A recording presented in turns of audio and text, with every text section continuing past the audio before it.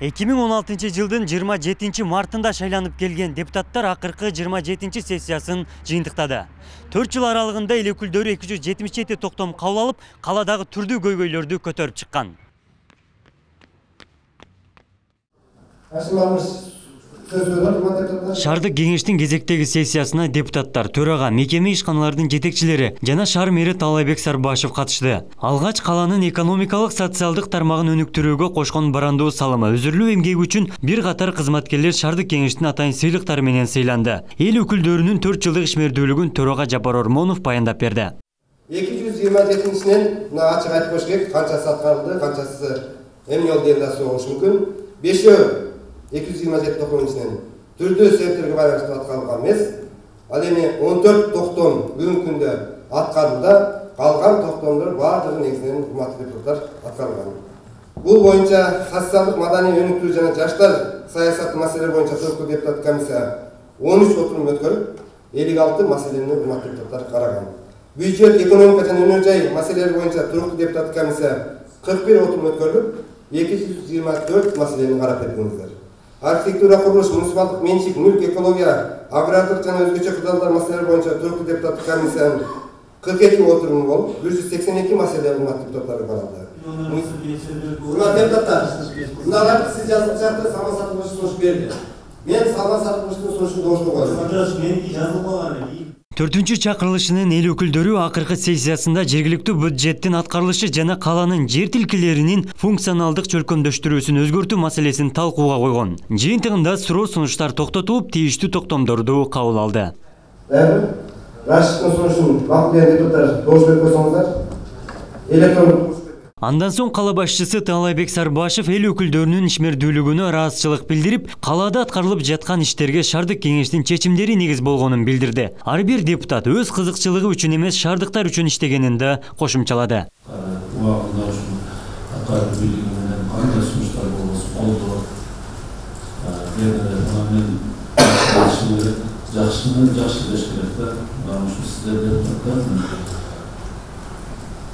Komşuluk aslında da verin aslında da aynı koşuluk bir galiba ceket kızılçılık programının deputatlar coğrafyası dayanımlar talaş tartış olsa da şardın kızılçılık için yerin kızılçılık için olduğunda şunun için ben özümün aklımdan şardık meyvenin aklımdan çok razılık bildirdim.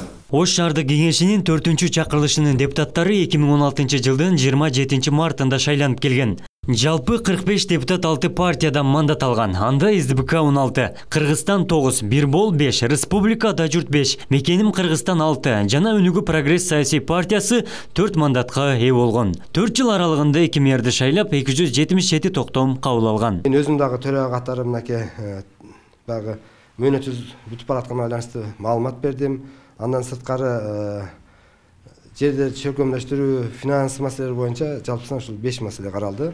Себеби буга чейин бардык маселелер туруктуу депутаттык комиссияда каралып, ал жерде бир топ талаш тартыш менен, ой пикирлер менен сунушталып өткөндүктөн, андан сырткары биз ушул материал таркатканда бардык депутаттарга кеминде 5 күн мурун сессиядан материал таркатып жеткирип беребиз ар бир депутатка. Биз депутат болуп келгенде эле алгачкы сессияларда жанакы биздин ушул социалдык тармакта иштеп аткан кызматкерлерибизге ипотекалык кредит, муниципалдык ипотека кредит бериле турган ушул кредиттин шарттары жөнүндө маселе каралып турган. Ал убакта 7 жылдан 12 жыл мөөнөтү, эми 7 жылдык мөөнөтү болгон, анан 1 жылдык пайызы 8% болгон. Ошону биз 12 жылга тартып, анан 8%ды 6%га түшүрүп бергенбиз. Акыркы сессияларда ошо 4%га түштү да. Ош шаардык кеңешинин депутаттарынын кезектеги шайлоосу 12 апрелде өткөрүлөт. Учурда шайлоого даярдык көрүү иштери жүрүп жатат. Абдумалик Базарбаев, Самат Сайдамат уулу, жаңылыктар. Колдон келген аракеттерди чогуу жасадык. Бүгүнкү күндө Ош шаардык кеңешинин 6 туруктуу депутаттык комиссиялары тарабынан сунушталган маселелерге ылайык 26 жолу шаардык кеңешинин сессиясы өткөрүлдү. Ал сессияларда сиздер менен чогуу 227 токтомду урматтуу депутаттар кабыл алды. Ар бир маселе шаардык кеңешинин сессиясынын кароосуна чыгалардан мурда туруктуу депутаттык комиссиялардан өткөрүлүп, мына жогоруда айткан 227 токтомду кабыл алдык. 227-синен мына ачык айтып коюш керек, канчасы аткарылды, канчасы эмне жол дегенде болушу мүмкүн. 5 227 токтомдун ичинен түрдүү себептерге байланыштуу аткарылган эмес. Ал эми 14 токтом бүгүнкү күндө аткарылды. Калган токтомдор баардыгы негизинен урматтуу депутаттар аткарылган. Бул боюнча социалдык маданий өнүктүү жана жаштар саясаты маселелери боюнча туруктуу депутаттык комиссия 13 отурум өткөрүп, 56 маселени урматтуу депутаттар караган. Бюджет, экономика жана өнөр жай маселелери боюнча туруктуу депутаттык комиссия 41 отурум өткөрүлүп, 224 маселени карап бергендер. Архитектура, курулуш, муниципалдык менчик, мүлк, экология, агрардык жана өзгөчө кырдаалдар маселелери боюнча туруктуу депутаттык комиссиянын 42 отуруму болуп, 182 маселе урматтуу депутаттар каралды. Мыйзамдуулук, укуктар, депутаттык этика, регламент, мандат жана дин маселелери боюнча туруктуу депутаттык комиссия 24 отурум өткөрүп, 44 маселени карашты. Транспорт, жылуулук, энергетикалык комплекс, муниципалдык чарба жана байланыш маселелери боюнча 28 отурум болуп, урматтуу депутаттар 102 маселе каралган. Жергиликтүү өз алдынча башкаруу, инвестиция, ишкердүүлүк, тышкы экономикалык байланыштар, кичи жана орто бизнести колдоо боюнча миграция маселелери боюнча туруктуу депутаттык комиссия 18 маселе 18 отурум өткөрүп, 22 маселе караган. Отурумдар бардыгы урматтуу депутаттар бир эле кабинеттерде же адиптерде болбостон залчылыгына карата сиздер өзүңүздөр ордуларына чыгып дагы маселени залчылыгына карап чечип бердиңиздер. Азыр Ош шаарынын жергиликтүү бюджетинин долбоору Ош шаарынын мэриясы тарабынан Ош шаардык кеңешинин кароосуна берилген күнүнөн тартып жергиликтүү бюджеттин каржылануучу шаардагы мекеме уюмдардын келерки жылдагы бюджети алардын катышуусуна кызуу талкууланып, бюджетти эффективдүү жана сарамжалдык пайдалануу боюнча депутаттардын сунушу жана корутундалары бюджет долбооруна камтылып келген. Ош шаардык кеңешинин депутаттары тарабынан жергиликтүү бюджеттин ачык айкындуулугун камсыздоо максатында бюджеттик угууларды өткөрүү практикасы жолго коюлган. Бул бюджеттик коомдук угууларда шаардын коомчулугунун назарына шаардын бюджетинин долбоору сунушталып, бул иш-чараларда бюджеттин киреше жана чыгаша бөлүгү боюнча шаардыктардын катышуусунда талкуулар жүрүп, сын сунуштар негизинде бюджеттин долбоору сессиянын кароосуна сунушталып келген. Ушул коомдук угууларда урматтуу депутаттар 2016 жылы 37 кайрылуу болсо элден ушул коомдугуна 2018 жылы 46 сунуш түшкөн коомдугунун өзүндө. 2019 жылы 48 суроо түшсө, үстөгүдөгү жылы 2020 жылы 52 суроо талап элден түштү. Ошол коомдуктун өзүндө эле ал коомдук суроо талаптар жазылуу ооз экимде түрүндө болду. Ал суроо талаптардын баардыгын биз аткаруу бийимине берип, бүгүнкү күндө аткарылды. Бюджет кабыл алгандан кийин киреше бөлүмүн аткаруу боюнча жооптуу шаардык салык кызматынын жана Ош шаардык муниципалдык менчик башкармалыгынын бул багытта аткарылып жаткан жумуштары боюнча маалыматтар угулуп, бюджеттин киреше бөлүмүн камсыздоо боюнча бир катар тапшырмаларды милдеттендирүү боюнча сессиянын чечимдери кабыл алынган. Жалпы эле Ош шаарынын социал-экономикалык абалы жана жергиликтүү бюджеттин аткарышы жылдын жыйынтыктары боюнча Ош шаарынын мэринин отчету Ош шаардык кеңешинин сессиясында угулуп, жергиликтүү бюджеттин киреше бөлүгүн көбөйтүү максатында салык жана салык эмес жыйымдардын план тапшырмасын ашыгы менен аткаруу жана социал-экономикалык көрсөткүчтөрдүн аткарышын камсыздоо боюнча милдеттенмелер жүктөлгөн.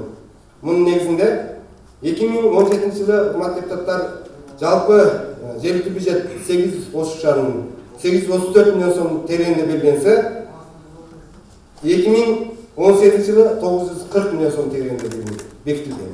Ал эми 2019 жылы 1 миллиард 127 миллион сом тереңинде бекитилсе, үстүбүздөгү жылы 2020 жылга 1 миллиард 325 миллион 670 миң сомго урматтуу депутаттар силер бекитип бердиңиздер. Демек, жылдан жылга өсүү бул тарапта болгон.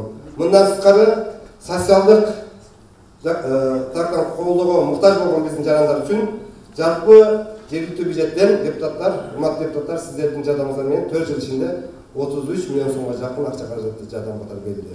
Бул бюджеттен болсо, мына урматтуу депутаттар отурган 45 депутаттар дагы жеке өзүнүн жанынан ушул аймактардагы аз камсыз болгон үй бүлөлөргө көптөгөн жардамдарды бердиңиздер. Ал сумма бул суммадан дагы чоңураак сезилет деп мен айта алам. Урматтуу депутаттар, урматтуу сессиянын катышчылары, ушул чакырылышта биз шаардык кеңештин сессияларында 2 жолу шаар мэринин шайлоосун өткөрдүк. Мэрлердин отчетунун маалыматтарын угуп, дайындалган мэрге берилген милдеттемелерге ылайык алдыга койгон Ош шаары өнүккөн ордо кала, Ош шаарынын 2016-2020 жылга өнүктүү планы, Ош шаарынын 2019-2020 жылдарга туруктуу өнүгүүгө багыт өнүктүрүү программаларын угуп, алардын аткарылышын биз чоң көзөмөлгө алдык. 4 жыл катарында жалпысынан Ош шаардык кеңешке 3913 кат мекеме уюмдардан элден кайрылып, алар аткарууга берилген. Ишмерликтин жүрүшүндө Ош шаардык кеңешинин төрагасы, төраганын орун басары айлык акы алып иштеген туруктуу депутаттык комиссиянын төрагалары депутаттардын ар кандай иш-чараларга, жолугушууларга, салтанаттарга, эл аралык форумдарга катышты. Булардын бардыгы шаардык кеңештин расмий сайттарында, жергиликтүү Ош шаардык гезитинде чагылып турду. Биздин шаардык кеңешинин сайтында, урматтуу депутаттар, 400дөн ашык биздин ишмерлер жөнүндө маалыматтар берилди. Мындан сырткары түз эфирге урматтуу депутаттар, биз эсептеп чыктык. 20 жакын түз эфир болду. Ал түз эфирге комитет болду. Мына бардыңыздар, өзүңүздөр катыштыңыздар. Мындан сырткары шайлоочулар менен шаардык кеңештин байланышын жөнгө салуу жана күчөтүү максатында Пурон, Юзофош кондугу менен биргелешкен долбоорлордун негизинде шаардык кеңештин туруктуу депутаттык комиссияларынын, депутаттык фракцияларынын түзүмдөрүн, курамдарын жана алардын жетекчилеринин даректерин шаардык кеңешке жана депутаттарга кайрылуу жолдорун чагылдырган 600дөн ашык брошюралар чыгарылып, ал муниципалдык аймактык кеңештер аркылуу элге таркатып берилген. Шаардык кеңештин ишмерлигин жакшыртуу багытында бүт иштер аткарылды. Сессиялар өтүүчү залда мынакей 45 депутатка өзүнчө персоналдык компьютер белгиленип берилди, микрофондор жаңыланды, андан сырткары добуш берүү жана сөз алуу электрондоштурулду десек, буга өзүңүздөр күбө болдуңуздар.